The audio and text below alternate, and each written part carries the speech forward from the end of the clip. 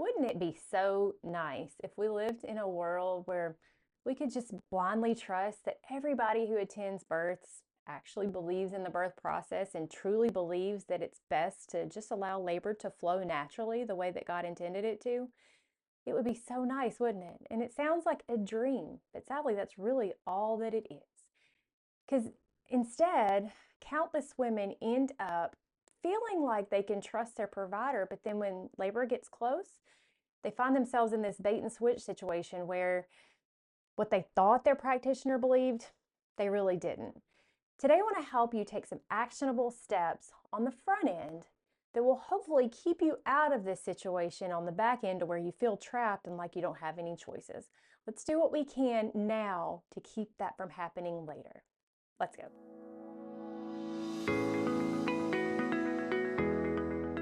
It's review time. And for those of you who are watching on YouTube, I want you to know the reason I do these reviews every week, even though you really can't leave reviews on YouTube, is because this is primarily an audio podcast. And one of the best ways for podcasters to reach new audiences, to be suggested to new people, is by Apple Podcasts seeing that the people who are listening now actually like it and they leave a review. So that's why every week I read a review that someone has left to show you how much I appreciate you guys taking the time to leave a review. And then also because it encourages you to go leave me a review. So that's why I'm doing this. Bear with me as you have to read it or listen to it and watch it.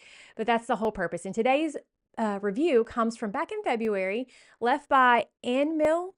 I don't know really what that means. As you'll see, I never know what the name means. It's fine though.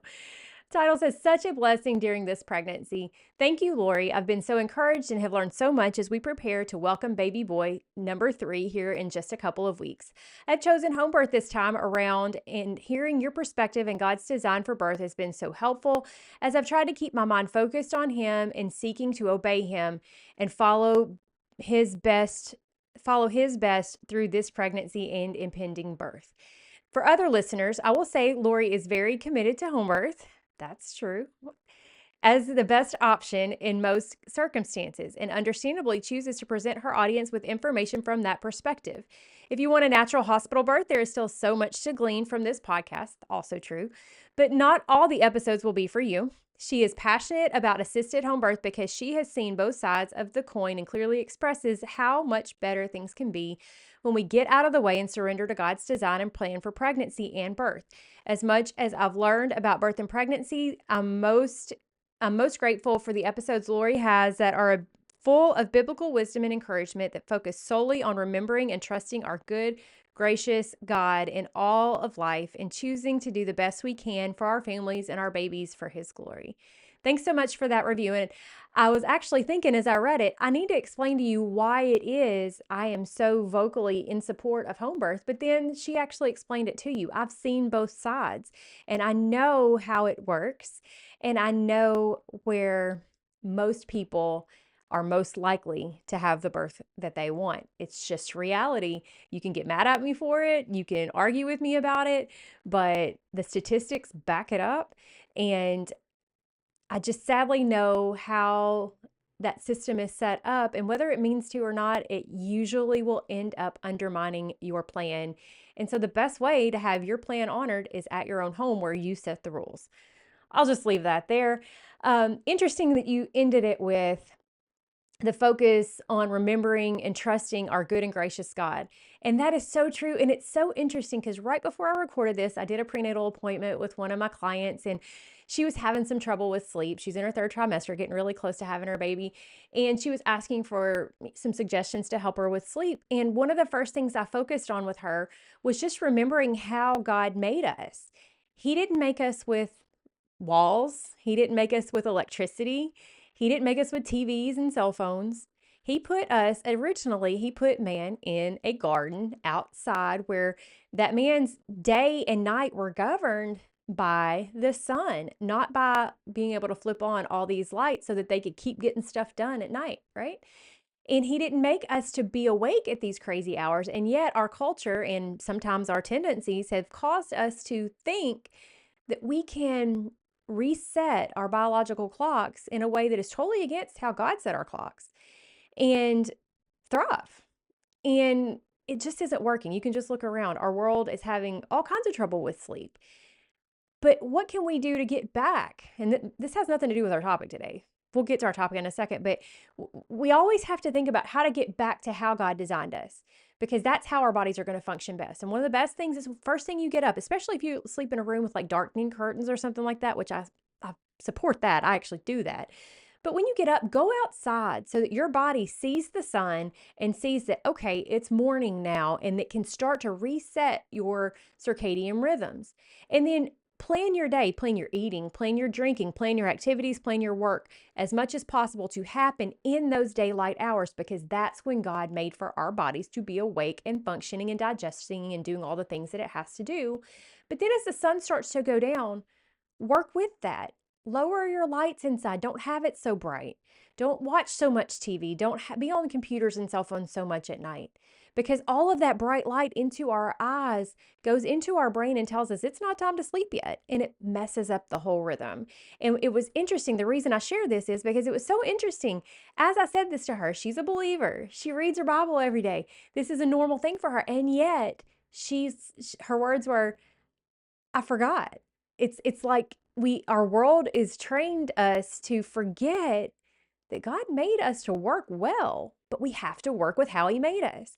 And she just thanked me for that reminder of something that she already knew, something that you already know. I'm not telling you anything you don't already know. Maybe you haven't thought about it in that way.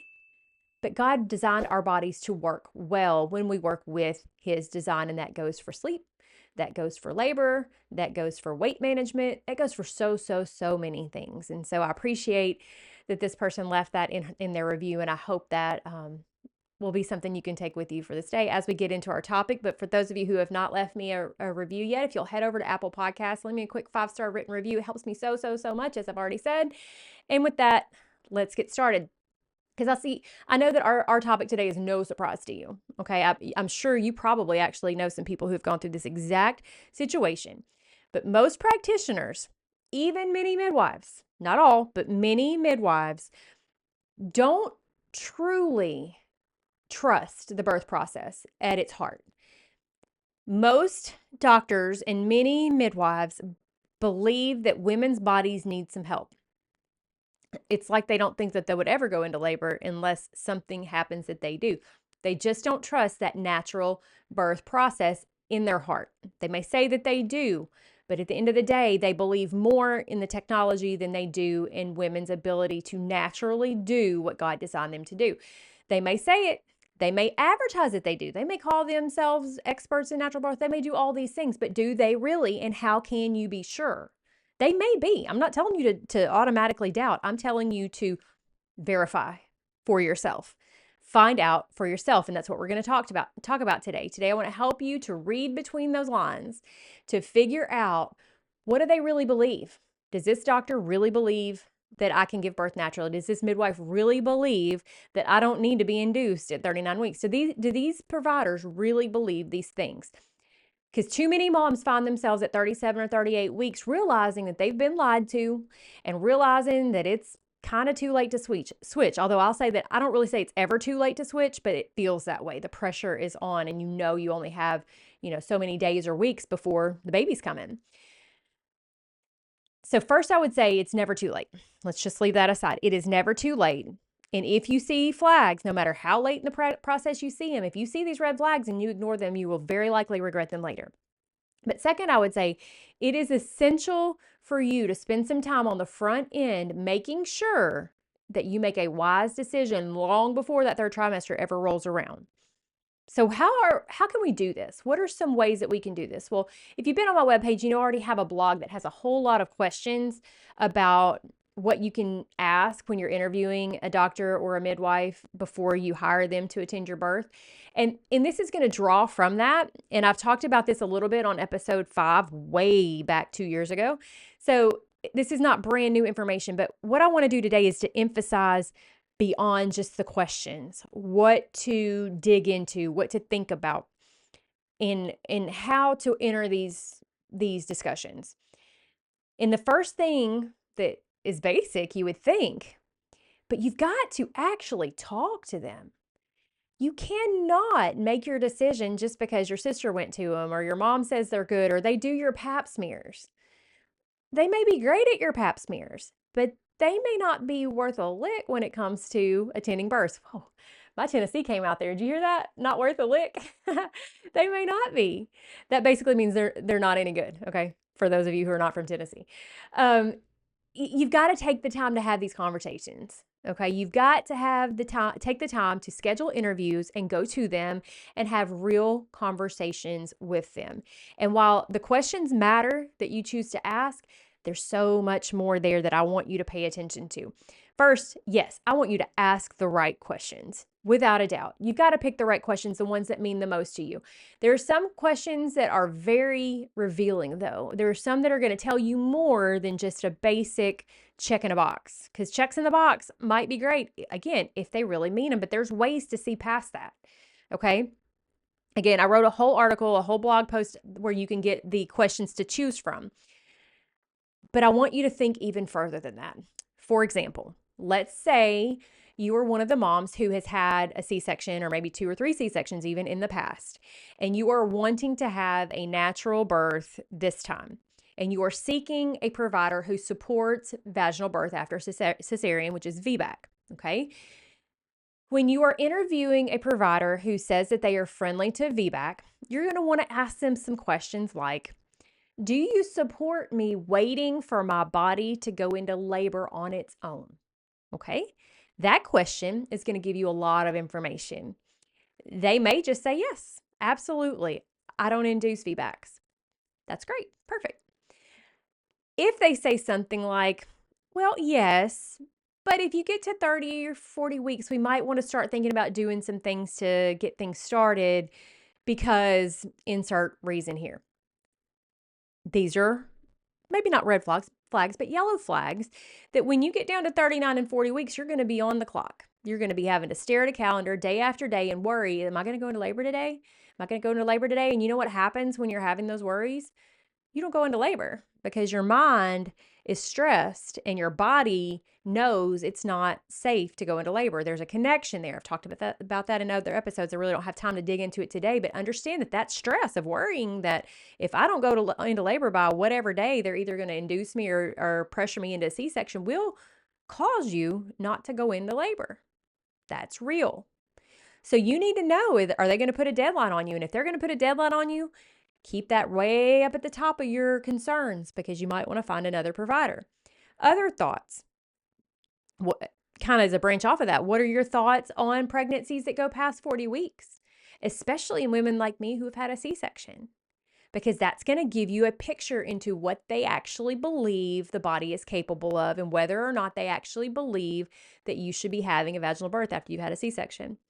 Ask them things like, and this is incredibly telling because they may say they're VBAC friendly, but ask them, what is their rate of successful VBACs? That means if they have 100 moms come to them wanting to seek a VBAC, how many of those 100 moms actually have it?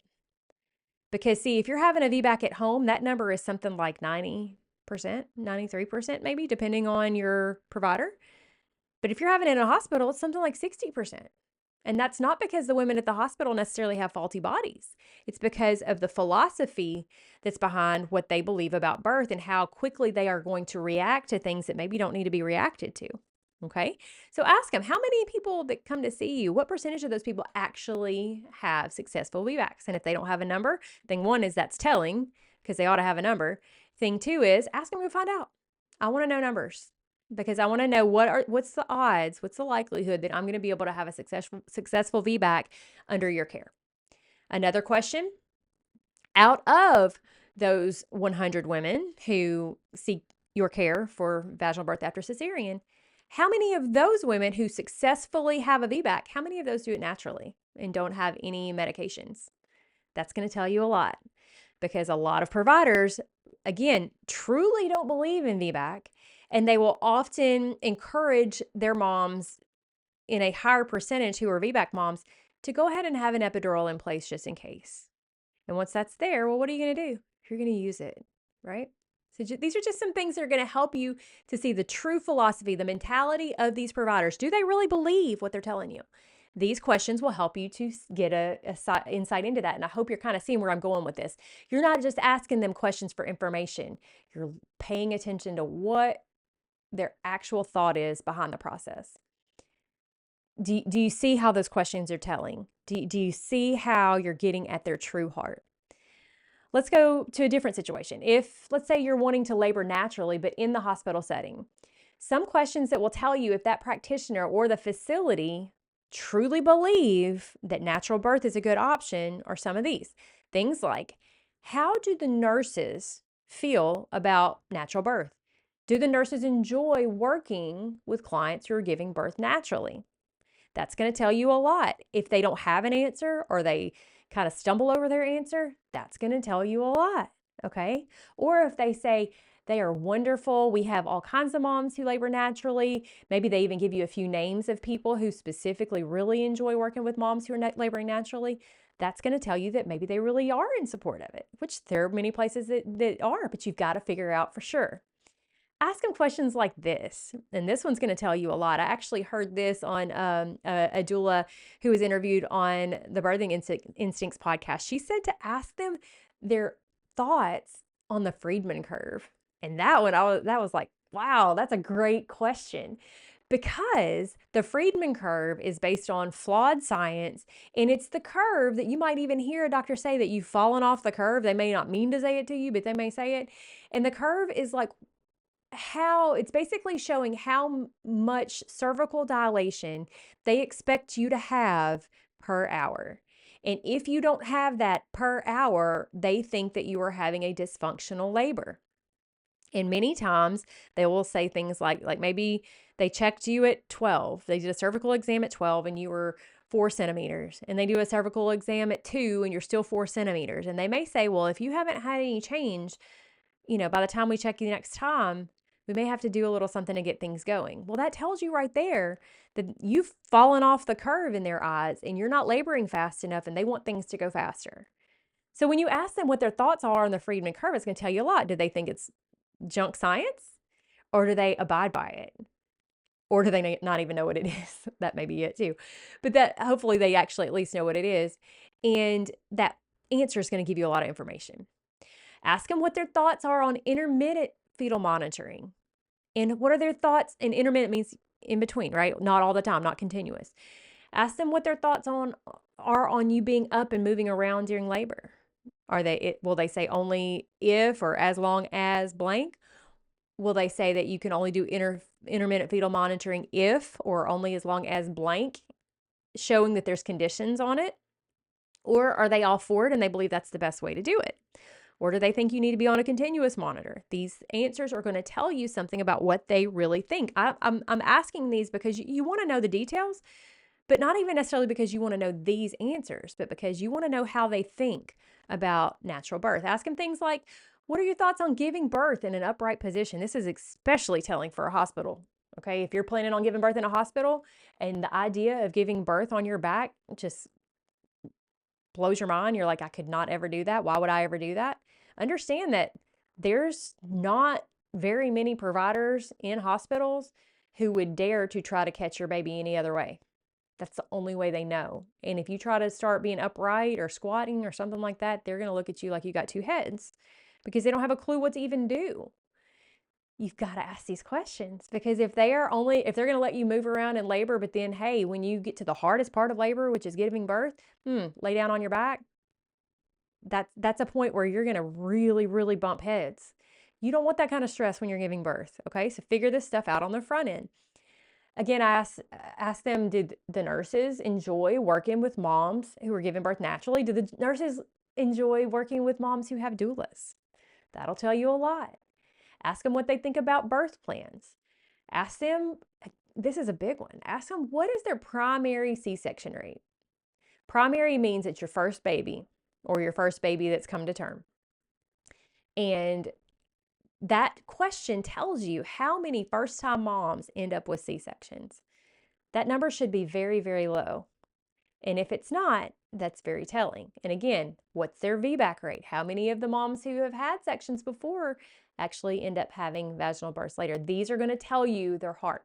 Okay, these questions will help you to see what they really think. And this is just 2 scenarios, 2 examples. But here's the next step. Okay, so we've gone through that you've got to ask them the questions. We've gone through how to ask the questions and we've got to talk to them and all these things. But now, as you're asking these questions, listen. Listen to what they're not saying. Listen to what they are saying. Listen to how they're saying it, because all of these things are so very important. You may have the guts to ask them the hard questions. Some people don't have the guts to do that, but you may have that. You may be willing to ask hard questions, but you've got to listen to them pass their words. Because if you are in tune with your intuition, you got that gut feeling, and that gut feeling is valid. Maya Angelou is known for a lot of things. She's known for this quote. This is one of the quotes that I always remember. When someone shows you who they are, believe them the first time. Because, we women tend to trust people and then we kind of see the signs, but we kind of ignore the signs. And then we find out later that the signs really were true. And so when these people are telling you who they are, even if it's not through their actual words, maybe it's through how they're saying things. If they're telling you who they are, believe them the first time. Don't just think that they're nervous. Don't write it off. Don't make excuses, because for one thing, they shouldn't be nervous. But for another thing, if they're telling it to you and they're stumbling all over it and they're saying things that are triggering something in you, and you're like, nah, that's not what I wanted to hear. Don't write it off and think, oh, it'll probably be fine. Pay attention to them. Remember, you are hiring them, not vice versa. They are not hiring you. You are hiring them. You are the decider. Okay? If you feel any qualms, if your gut feeling gives you any kind of weird feelings, if you see any yellow flags, any red flags, do not ignore them. You will regret it later. Mark my words. I don't want you to regret it later, actually. Don't mark my words. Don't try to prove me wrong, because I don't want you to find out later that, oops, I should have listened to her. Listen to those gut feelings. Listen to those little qualms you get. Listen to the red flags, the yellow flags. Pay attention. That's the whole purpose of these interviews. So the whole purpose is to get a true feel for who you're dealing with, so that you can be reasonably certain. You can't never be 100%, but reasonably certain that you have a practitioner who is going to support your birth choices. And then past that, when you walk out of the room, how do you feel? You know how, like, when you've hung out with your best friend, you walk out and you feel great, you feel energized, you've had a great time, you just feel like, just good. And then when you've been in the room with somebody that you don't really like, or maybe somebody that doesn't treat you well, you walk out and you're just relieved to be done. When you leave, do you feel good, or do you feel relieved that you're done and you don't like them and you don't feel good about them? Or you kind of feel a little, you don't know. Pay attention to that. Think about, did they listen to you well? Did you feel heard? Or did you feel like they were, on their phone or looking at their computer or looking at their watch or something like that while you were talking? Or were they looking at you, making eye contact with you?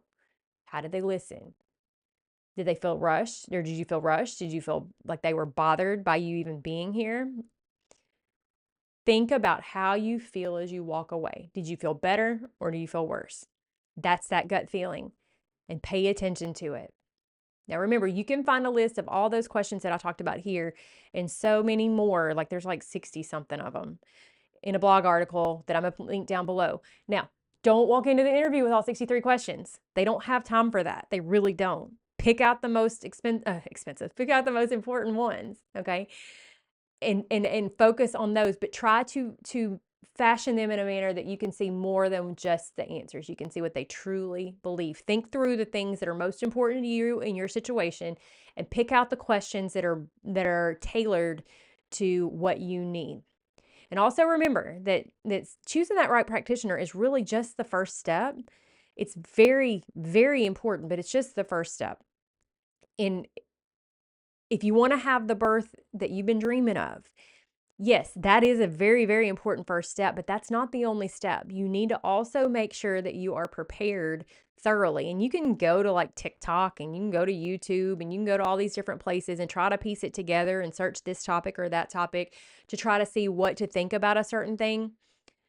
But that takes a lot of time, and you also don't know who you're getting it from. And that is risky. because if you're getting bad advice and you're formulating your opinions of what you want in your birth off of bad advice, then you're going to be misled from the start.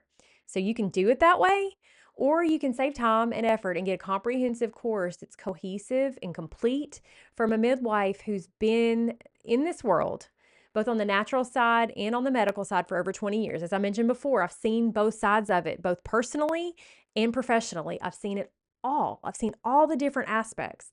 And this course covers the complete span of pregnancy, all the way from conception, pre-pregnancy, through all of the pregnancy, prenatal stuff, through labor, through breastfeeding, through postpartum, all of it and everything in between. I leave no stone unturned. And when you join the course, and I say this every week, but I want you to understand that you also get access to these live monthly chats with me where you can ask your questions and get them answered by somebody who has no agenda. I have no insurance companies or no practice policies telling me what to tell you. I can tell you what I truly believe based on my experience and what I have seen. And that really is invaluable. And I don't say that to like put myself up, because I'm not. I'm just an instrument for God, and the things that I have learned up to now, He's using through this podcast. But understand that that is valuable, because so often the answers you get are based on what a practice tells you that you can say, or based on what the insurance company will cover. I don't have any of those things tying me down. Okay. I can give you true, honest opinion. So if that is what you're looking for, if you really want to have that dream birth and you want to give yourself the best chance to have it, this course is the way to do it. So what are you waiting for? Do you really want to watch one more video from an amateur that you don't know or even know if they really know what they're talking about? Or do you want to learn from a midwife that you know and trust, who you've come to know over the last 2 years? I've been talking to you in your ear every week, right? Do you want to learn from that? And if you haven't been listening for 2 years, by the way, all those old episodes are there. You can go listen to 2 years worth, and it's 2 years worth of us getting to know each other, okay? I want you to come join me. Go to go.yourbirthgodsway.com/CEC to get signed up, get started today. You get instant access. All starts right away. Or if you're still not really sure, if you want to see for yourself first, that's fine too. I want you to get a free trial. I want you to try it out for free for 7 days. I want you to go see what you think about it for yourself. When you sign up for the free trial, you get 7 days access to module 1, which is going to give you a very good feel for what the course is all about. Okay, there's a whole lot of scripture in that one. There's a whole lot of just basic getting started information, and it'll give you a good feel. And you'll also be able to get into where you can see the list of every topic that's covered in all the other modules. So you'll know thoroughly what you're going to get. Okay. So you can get started with that at go.yourbirthgodsway.com/course free trial. Again, get signed up at go.yourbirthgodsway.com/CEC. That's childbirth education course, CEC. Or you can get a free trial at go.yourbirthgodsway.com/course free trial. I can't wait to see your name pop up on the class rolls, because I know when I see a new name pop up on that roll, I know that's somebody who is serious about having the birth of their dreams. So I want to see your name there. And I hope that you will go ahead and make plans to meet me right back here, either way, whether you're in the course or not, right back here next week. Have a great week.